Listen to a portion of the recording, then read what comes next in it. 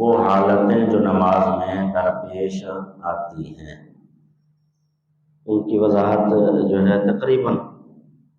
مکمل ہوگی۔ آخری اس میں ایک بات اگرچہ پہلے ہو چکی ہے، لیکن یہ ہے کہ اب ظاہر ترتیب میں آ رہی ہے تو اس کا بیان کرنا جو ہے وہ بے سود نہیں ہے، جس کا جیسے اکثر اوقات خیال نہیں رکھا جاتا۔ اس میں ہے جہر و اخفاء، یعنی ہماری کچھ نمازیں جو ہیں وہ بالجہر پڑھنی ہیں اور کچھ بالاخفاء۔ بالجہر یعنی بلند آواز سے، اور کچھ بالاخفاء یعنی آہستہ آواز کے ساتھ۔ 5 نمازوں میں سے 6 رکعتیں ایسی ہیں، 5 میں 6 رکعتیں ایسی ہیں کہ جن کو بالجہر پڑھنا واجب ہے۔ 6 رکعتیں 5 نمازوں میں سے، 2 فریضہ فجر، 2 مغرب کے فریضے پہلے، اور 2 عشاء کے پہلے فریضے، کل 6 رکعتیں ہو گئی۔ ان 17 میں سے یہ 6 رکعتیں جو ہیں ان کو بالجہر یعنی بلند آواز سے پڑھنا مرد کے لیے واجب ہے، مرد کے لیے واجب ہے۔ خواتین کے لیے اگر کوئی نامحرم سن رہا ہے آواز، کوئی نامحرم موجود ہے تو پھر واجب ہے کہ آہستہ پڑھے،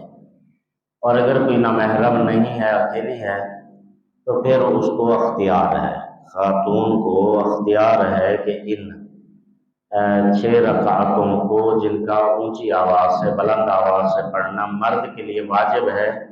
خاتون کو اختیار ہے اگر کوئی نامحرم نہ سن رہا ہو۔ اگر نامحرم موجود ہے تو پھر واجب ہے اس پر کہ وہ ان کو بھی آہستہ ہی پڑھے، یعنی بالاخفاء۔ فجر کی جی وہ میں گزارش کر رہا ہوں۔ اب اس میں ہے کیا کیا، وہی بات، یہ صرف حمد و سورہ، حمد اور سورہ کی بات ہے، حمد اور سورہ۔ باقی جو اذکار ہیں، رکوع کا، سجدے کا، استغفار ہے، تشہد ہے، باقی جتنے، یعنی یہ صرف حمد اور سورہ کے لیے۔ باقی سارے اذکار جو ہیں وہ مرضی ہے، وہ سب نمازوں میں ہماری مرضی ہے کہ ان کو بلند پڑھیں یا آہستہ پڑھیں۔ اب بلند سے مراد کیا ہے؟ بلند سے مطلب یہ نہیں ہے کہ مطلب چیخ کر پڑھنا، یا بندہ یہاں پڑھ رہا ہے اور وہاں تک آواز جا رہی ہے، اس سے مطلب یہ نہیں ہے۔ اس سے مراد یہ ہے کہ آواز کو گلے سے آزاد کرنا، اتنی کہ اگر کوئی ساتھ کھڑا ہے تو وہاں تک آواز پہنچے۔ مثلا بسم اللہ الرحمن الرحیم، یہ آواز آزاد ہے، تو اس آواز میں پڑھنا ان کو واجب ہے۔ بسم اللہ ہر نماز کی مستحب ہے، ان میں تو واجب ہے ہی ہے، وہ تو کرنی ہے ان 6 رکعت۔ باقی جو 11 رکعتیں ہیں، باقی 11 کی 11 رکعتیں ان کو بالاخفاء پڑھنا واجب ہے، یعنی آہستہ پڑھنا واجب ہے۔ ظہر پوری، عصر پوری، اور مغرب کی تیسری رکعت، عشاء کی تیسری اور چوتھی رکعت۔ ان کی تیسری اور چوتھی رکعت میں، ان سب نمازوں کے جن کا نام ہے، تیسری اور چوتھی رکعت میں اگر افضل تسبیحات 4 ہے، 3 دفعہ تیسری اور چوتھی رکعتوں میں افضل تسبیحات 4 3 دفعہ پڑھنا ہے۔ اگر کوئی سورہ حمد پڑھنا چاہے تو ان تیسری اور چوتھی رکعت کی وہ بسم اللہ جو ہے اس سورہ حمد کی، وہ بھی بالاخفاء پڑھنی ہے، وہ بھی بالاخفاء یعنی آہستہ، کیونکہ بسم اللہ پڑھنا بلند آواز سے مستحب ہے بالاخفاء نمازوں کی، مثلا ظہر کی بھی، عصر کی بھی بسم اللہ بلند آواز سے پڑھنا مستحب ہے۔ لیکن اگر تیسری اور چوتھی رکعت میں بھی سورہ حمد پڑھنا چاہیں تسبیحات 4 کی بجائے، تو پھر اس سورہ حمد کی بسم اللہ جو ہے اس کو بھی آہستہ پڑھنا ہے، اس کو آہستہ پڑھنا ہے۔ یہ بات واضح ہے جی؟ تو یہ 6 رکعتیں ان کو بلند آواز سے، بلند آواز وہ گزارش کر دیا کہ بلند سے کتنی بلند مراد ہے، اور آہستہ، آہستہ سے کیا مراد ہے؟ آہستہ سے مراد یہ ہے کہ یہ نہیں کہ بندہ مطلب منہ بند ہے اور بالکل آواز جو ہے وہ نہیں آ رہی، تو وہ بھی نماز صحیح نہیں ہوگی۔ اس آہستہ سے مراد یہ ہے کہ مثلا جس طرح سرگوشی کی جاتی ہے، جو ہر آواز جو ہے اس کو آزاد نہیں کرنا، مثلا بسم اللہ اس کو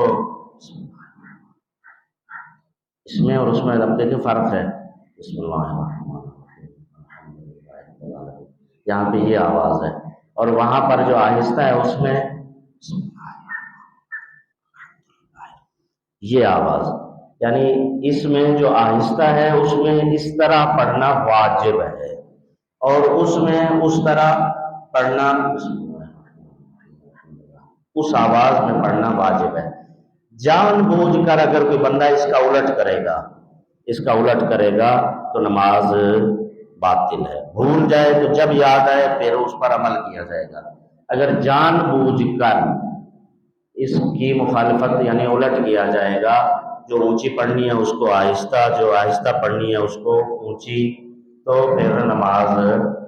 جو ہے وہ باطل ہو جائے گی، نماز صحیح نہیں رہے گی۔ تو یہ ایک سلوات پڑھ لیں محمد وعلی محمد صلی اللہ صلی علی محمد وعلی محمد وعجل فرجہ۔ یہ 6 رکعتیں ہو گئی جی، ان کو بلند آواز سے پڑھنا ہے، اور باقی یہ 11 رکعتیں جو ہیں ان کو بالاخفاء یعنی آہستہ آواز کے ساتھ پڑھنا، آہستہ اور بلند وہ گزارش کر دیا۔ یہ مرد کے لیے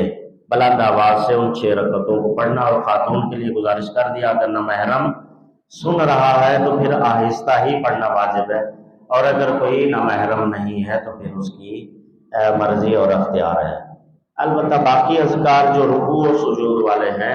یہ سب کی سب یعنی 5 نمازوں میں ہر رکعت کی، اس میں اختیار حاصل ہے کہ اس کو جو ہے وہ بلند پڑھا جائے، بالجہر پڑھا جائے یا بالاخفاء پڑھا جائے، اس میں کوئی یعنی قید نہیں ہے، اس میں ہمارا اختیار اور مرضی ہے۔ ایک صلوات پڑھ لے محمد وعلی محمد، اللہم صلی علی محمد وعلی محمد وعجل فرجہ۔ اب اس میں یہ بھی گزارش کر دیا کہ آہستہ سے مطلب اگر ہونٹ بند رہیں اور بالکل جو ہے وہ ہونٹ ہل ہی نہیں رہے ہیں، اور وہ جو اس طرح سرگوشی ٹائپ کی آواز بالکل نہیں آ رہی، تو پھر نماز جو ہے وہ باطل ہوگی، کیونکہ وہ قرات شمار ہی نہیں ہوگی۔ دل میں پڑھنا یا مثلاً ہونٹوں کو حرکت نہ دینا وہ قرات شمار نہیں ہوگی، اور قرات کے بغیر ظاہر ہے کہ نماز نہیں ہے۔ جو کرنے کی ہے وہ یہ ہے کہ نماز کی قرات نماز، مثلا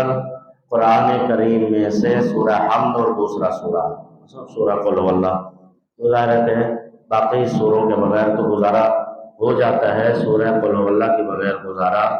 نہیں ہے، کیونکہ حدیث موجود ہے کہ اگر سارے دن کی نماز میں کسی نماز میں بھی سورہ قل هو اللہ نہ پڑھا جائے تو اس دن کی نمازیں قبول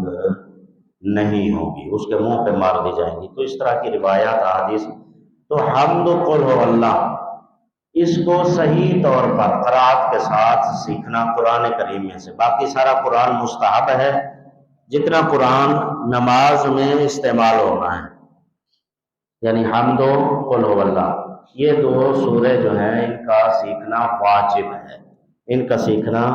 واجب ہے، ظاہر ہے کیونکہ نماز واجب ہے، تو نماز واجب ہونے کی وجہ سے ان 2 سوروں کا سیکھنا واجب ہے۔ اب وہ سیکھنے سے مطلب جس طرح عام طور پہ پڑھی جاتی ہے اس طرح نہیں، یعنی یہ پہلے بھی گزارش کر چکا کہ مخارج اس کے تلفظ تجوید جو ہے اس کے لحاظ سے باقاعدہ سیکھنا واجب ہے اور ضروری ہے، اگر اس کے یعنی عین غین جو ہے اس کے درست ہونے چاہیے، صاد سین کا فرق، اہدنا الصراط المستقیم، اہدنا الصراط المستقیم، ظاہر غلط ہے، جب غلط ہے تو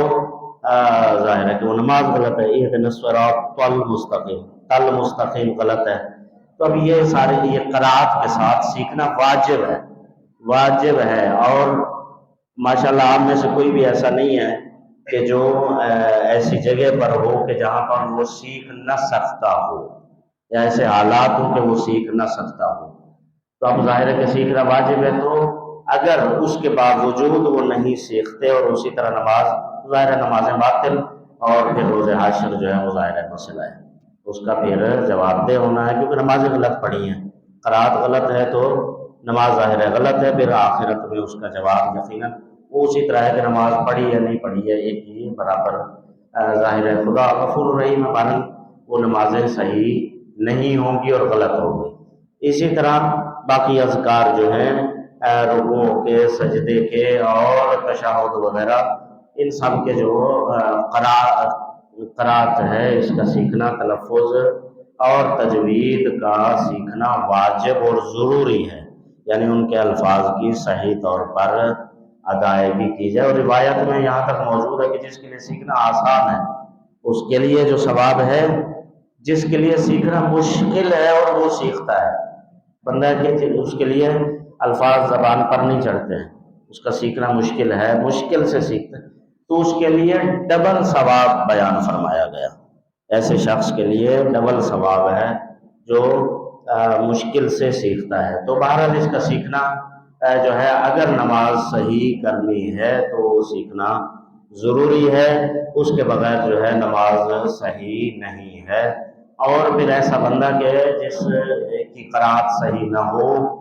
اس کے لیے واجب ہے نماز جماعت، ویسے ظاہر ہے کہ مستحب ہے، ایسے بندے کے لیے جس کی قرات صحیح نہیں ہے اس کے لیے نماز باجماعت پھر واجب ہے، کیونکہ جب تک وہ سیکھ نہیں لیتا، کیونکہ اپنی پڑھے گا تو وہ غلط پڑھے گا، تو اس لحاظ سے ایک صلوات پڑھ لیں محمد وعلی محمد، اللہم صلی علی محمد وعلی محمد وعجل فرجہم۔ السلام علیکم، آپ سب مومنین سے گزارش ہے کہ ہمارے چینل ٹی وی آزاداری کو سبسکرائب کریں اور ساتھ بیل آئیکن کو لازمی دبائیں تاکہ آپ کو لیٹسٹ آزاداری کی ویڈیوز ملتی رہیں۔